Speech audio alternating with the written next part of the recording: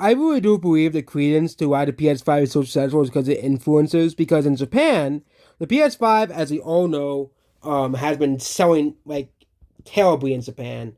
Okay, everywhere else, the PS5 is the quote unquote default gaming system, the one that everyone must have. You have every single YouTuber besides me, and I think a few others, basically saying that we need the PS5. The PS5 is the greatest console ever. It has the best and most highest class games. It's the most important console ever released, and will ever release until the PS6 comes out, and then the whole cycle begins again. But I just want one console cycle where Sony just loses to Nintendo. But since in Japan, that very case continues with Nintendo. How can Sony be saved in Japan? Well, the reason why Sony is failing in Japan is because Sony went woke. Okay, the console is selling like ass.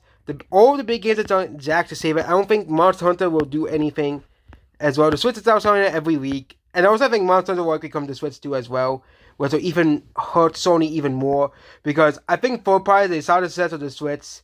They know the Switch 2 will be successful, and the Switch 2 will utterly destroy PS5 in Japan. Okay, let's look at Dragon Quest Remake. Okay, they re-released Dragon Quest III, the HD version. Okay, HD 2D remake.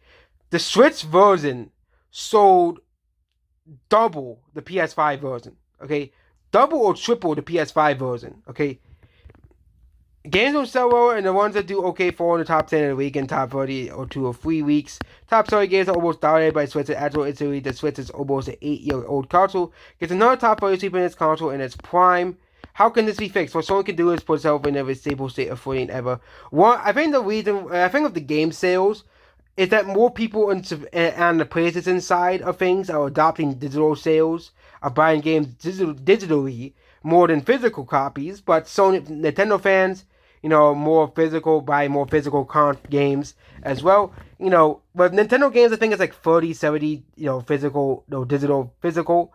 Okay, but with Sony games, it's, I think, much higher rate of digital copies being sold on Sony games. But even then, there's a huge embarrassment for the Sony PS5 because this is supposed to be the greatest console of all time, as we're told by every YouTuber, every YouTube channel. But it seems that there wasn't enough influencers to sell PS5s in Japan, as well. There was enough scalpers to buy 80 PS5s, as well. But the PS5 still sold a respectable 6.4 million copies, PS5 still sold, as well, which means there must be at least one or two influencers at work in Japan, Japanese influencers, telling us to buy PS5s, even though it's not really worth much money. Because guess what? There's no backwards compatibility on the PS5.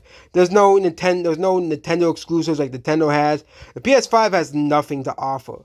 It's just a mystery to me, and it will always be a mystery to me how the PS5 managed to trick so many people into buying the next PlayStation console as well. At least the PS4 at least had games that were worth buying, and the PS3 too, which is how the PS3 was able to turn its self around.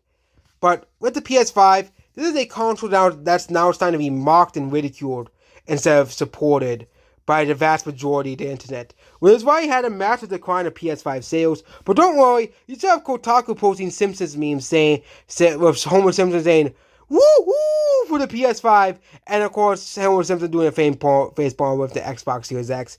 Again, I just wonder how much Sony paid Kotaku for that GIF. Okay, or that picture they posted. Goodbye.